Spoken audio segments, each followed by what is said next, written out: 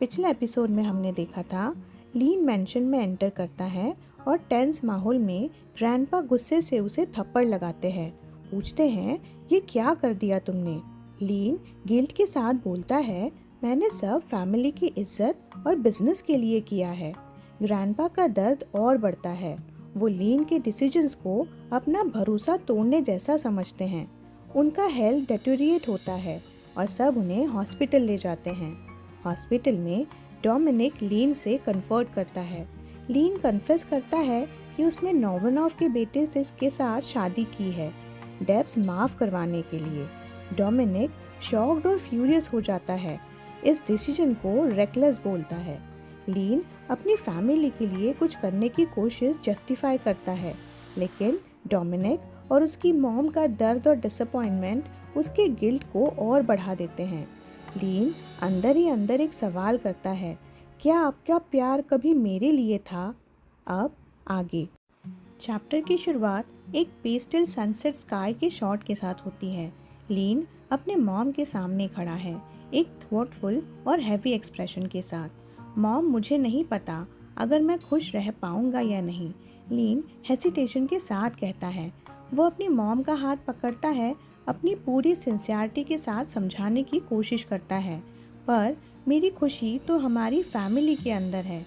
लीन की आंखों में एक हल्का दर्द दिखाई देता है जब वो धीरे से अपनी मॉम की तरफ देखते हुए कहता है, और जो खुशी का आधा हिस्सा मैंने कभी खो दिया था जब डैड चले गए थे।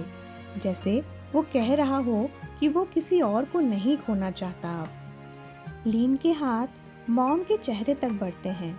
एक हल्की सी मुस्कान के साथ वो कहता है, मॉम, इस वक्त तो बस एक ही चीज़ मुझे सुकून दे सकती है, और वो है अपने परिवार के काम आना। लीन के मन में गिल चल रहा था।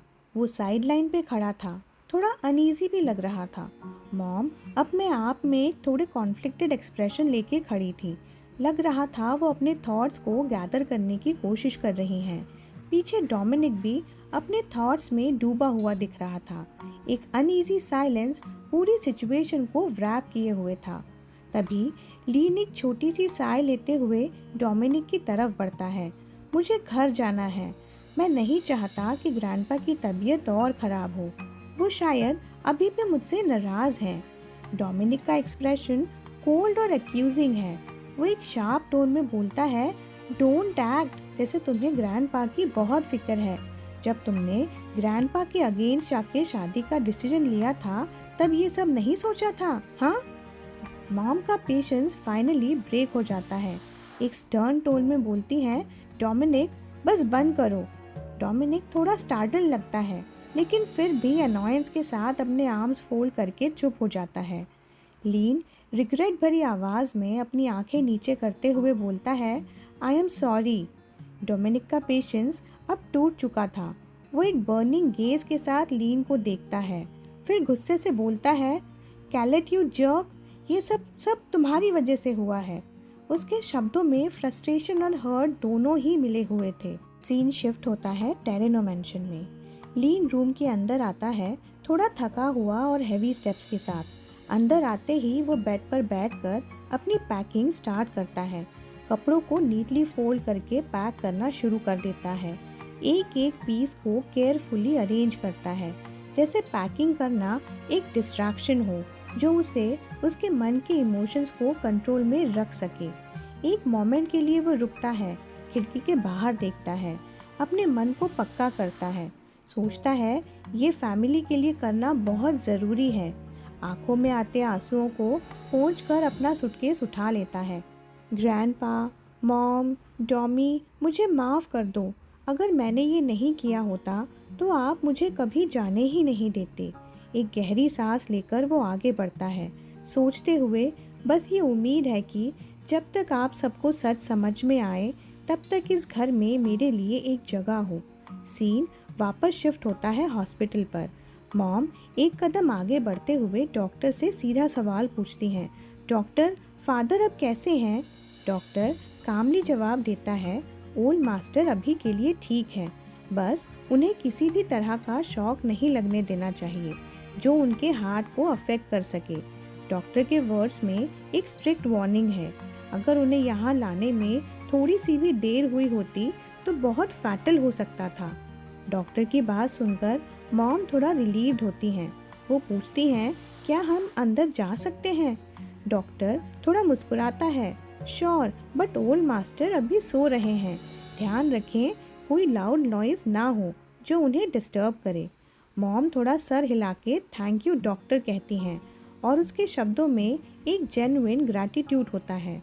डोमिनिक एक बार फिर मॉम की तरफ देखते हुए कहता है, मॉम मुझे घर जाना है, लीन के साथ कुछ ज़रूरी बात करनी है। मैं बाद में आपके लिए खाना लेकर आऊँगा। मॉम थोड़े फर्म टोन में डोमिनिक को समझाते हुए कहती हैं, डोमिनिक प्लीज़ अपने भाई के साथ आर्ग्यूमेंट्स बंद करो। उन्होंने कामली कहा, हम बैठ के शादी का सोल्यूशन निकाल सकते हैं, बट ये फाइट करना बंद करो। फिर वो डोमिनिक की तरफ देखकर कहती हैं, जो भी हुआ डोमिनिक, लीन की इसमें कोई गलती नहीं थी, तुम्हें ये बात समझनी होगी। डोमिनिक ने अपना हाथ अपने बालों में जाके एक थोड़ा फ्रस्ट्रेटेड साय लिया। आई अंडरस्टैंड मॉम, उसने कहा। उसकी आवाज़ में थोड़ी कॉन्फ्लिक्ट था। मैं उससे बात करना चाहता हूँ, इसीलिए वापस जा रहा हूँ। सीन वापस टेरेनो मैंशन में शिफ्ट होता है। डोमिनिक लीन के रूम के पास आता है, थोड़ा हेसिटेंट। उसने धीरे से अंदर झांकते हुए आवाज़ लगाई, लीन। फिर अपने हाथ से रूम को धक्का दिया और अंदर जाते हुए बोला, चलो बात करते हैं। पहले वाली बात के लिए सॉरी जो मैंने तुम पर चिल्लाया था। रूम के अंदर कदम रखते ही उसकी नज़र इधर उधर ढूंढने लगती है। टेबल और क्लोसेट दोनों खाली हैं। ये सब खाली क्यों है? बुक्स नीटली स्टैक नहीं थी और सूटकेस भी अपनी जगह से गायब था। डॉमी ने लीन का नाम जोर से पुकारा, लेकिन जवाब सुनाई नहीं दिया। कमरा एकदम सूना था।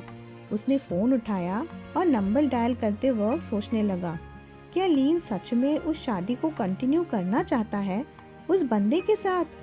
क्या ये सब उसके दिमाग में चल रहा है? कॉल कनेक्ट होती है लेकिन एक बीप के साथ डिस्कनेक्ट हो जाती है। लीन का फ़ोन नहीं उठाना डॉमी के अंदर और भी अनईजीनेस और गुस्सा भर देता है। उसका मन चीख उठा, वो मेरा फ़ोन क्यों नहीं उठा रहा है? गुस्से पे उसने वॉल पर एक ज़ोर से पंच मारा।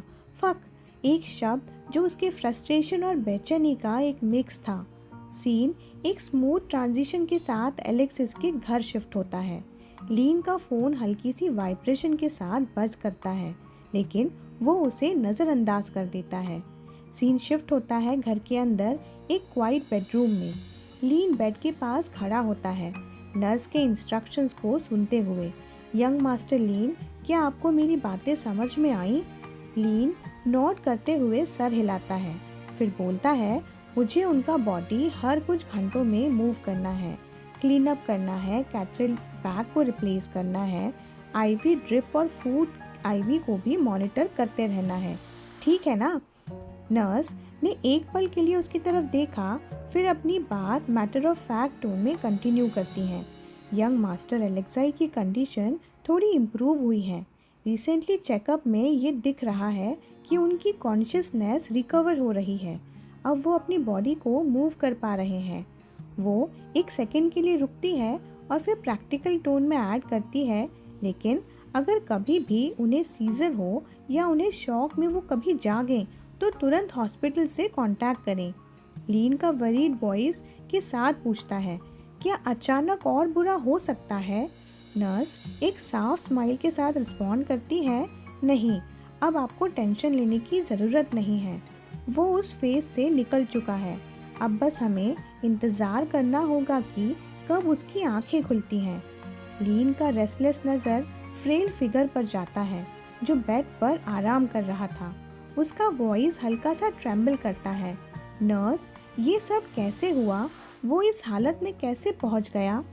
लीन का दिल एकदम से थम गया जब नर्स की बातें उसके कानों तक पहुंची।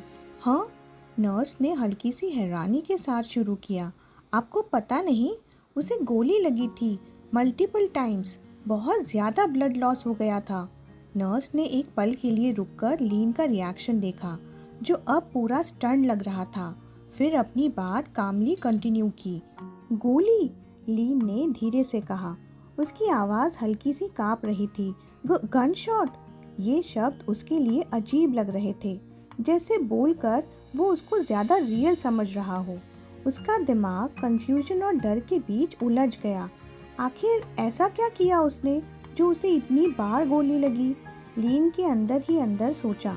उसका चेहरा डिसबिलीफ और टेंशन से भर गया। नर्स ने अपना सामान समेट लिया और लीन की तरफ देखा। एक हल्का सा रीअश्योरिंग नोट करते हुए बोली, मैं अब चलती हूँ, कल सुबह वापस आऊँगी। लीन, जो अब भी शौक में था लेकिन पोलाइट रहने की कोशिश कर रहा था, जल्दी से अपना सर झुकाया। Okay, thank you nurse. Lean अपने चेस्ट पर हाथ रखता है और एक गहरी साय के साथ वो अपने थॉट्स को अपने कंट्रोल में रखते हुए अपना फोकस एलेक्साई पर रख रहा है। सोचता है, ओ गॉड, मैं यहाँ ठीक रहूँगा ना? लीन फिर ध्यान से एलेक्साई का पोजीशन एडजस्ट करता है, उसका बॉडी जेंटली शिफ्ट करते हुए, बिल्कुल नर्स के दिए गए इंस्ट्रक्शंस के हिसाब से। हर मूवमेंट केयरफुली और थॉटफुली होती है ताकि एलेक्साई को बिल्कुल डिस्कम्फर्ट ना हो। लीन फिर एक डैम क्लोथ उठाता है और लीन के बॉडी को ध्यान से वाइप करने लगता है। उसका फोकस बाउंड्स को क्लीन करने और इन्फेक्शन को दूर रखने पर होता है। लीन एक हैवी साय लेते हुए अपने फॉरहेड को वाइप करता है, एलेक्सिस के साथ स्ट्रगल करते हुए। उसके मन में एक अजीब सवाल चल रहा था, एलेक्साई का ध्यान रखना हर दिन ज़्यादा मुश्किल क्यों लग रहा है? क्या इसकी कंडीशन की वजह से वो अपने फेरोमोन्स को कंट्रोल में नहीं कर पा रहा? वो क्विक स्टेप से रूम के बाहर जाता है, एक हैवी और अनईजी फीलिंग लेते हुए। लीन की सांस फूल रही है। एलेक्सिस के फेरोमोन्स के ट्रेल्स हवा में छाए हुए हैं। उसका हाथ चेस्ट पे, पसीने से भरा चेहरा, हवा भारी लग रही है। उसकी शिवरिंग बढ़ती जा रही है। वो बेड पे गिरता है, शीट्स को टाइटली पकड़े हुए। ये क्या हो रहा है? मुझसे कंट्रोल क्यों नहीं हो रहा? उसके होश धुंधलाते जा रहे हैं, आंखों में डर साफ दिख रहा है। लीन के कदम धीरे धीरे एलेक्सिस के रूम की तरफ बढ़ने लगे। वो अपने आप बढ़ा जा रहा था। फेरोमोन्स की लाल लहरें उसका पीछा कर रही थी, जैसे एक अनजान ताकत उसे खींच रही हो। एलेक्सिस के रूम डोर को वो खोल के अंदर देखता है। एलेक्साई बेड पर शांत सोया हुआ है, लेकिन उसके आसपास वो फेरोमोन्स का ओरा और ज़्यादा इंटेंस होता है। लीन एलेक्सिस के करीब जाने लगता है। एलेक्साई उसके होठों से धीरे से निकलता है और एक अजीब सी गर्म सी खिचड़ी उसके अंदर चल रही है, जो ना उसे संभाल रही है और ना ख़त्म हो रही थी। एलेक्सिस के बढ़ते फेरोमोन्स की इंटेंसिटी की वजह से लीन की हालत और ख़राब होने लगती है। उसका अपने आप पर कंट्रोल खोता जा रहा है। तभी लीन भी अनकंट्रोल होके अपने ओमेगा फेरोमोन्स रिलीज करने लगता है। लीन एलेक्साई के चेस्ट पर अपने हाथ रखता है और बहुत इंटेंसिटी से उसे पुकारता है, my husband, my mate, my alpha. Atmosphere में रेड और ग्रीन फेरोमोन्स मिक्स होके एक इंटेंस कनेक्शन क्रिएट कर रहे थे, जैसे दोनों के दिल एक हो रहे हों। लीन के फेरोमोन्स एक हल्की सी लहर बनकर एलेक्साई तक पहुंचते हैं। उसके दिमाग में एक हरकत होती है, जैसे ही लीन उसका नाम पुकारता है, एलेक्साई, वैसे ही लीन की आवाज़ एलेक्साई के सबकॉन्शियस को छू रही हो। अचानक एक स्नैप की तरह उसकी आंखें खुल जाती हैं और लीन को एक ज़बरदस्त झटका लगता है।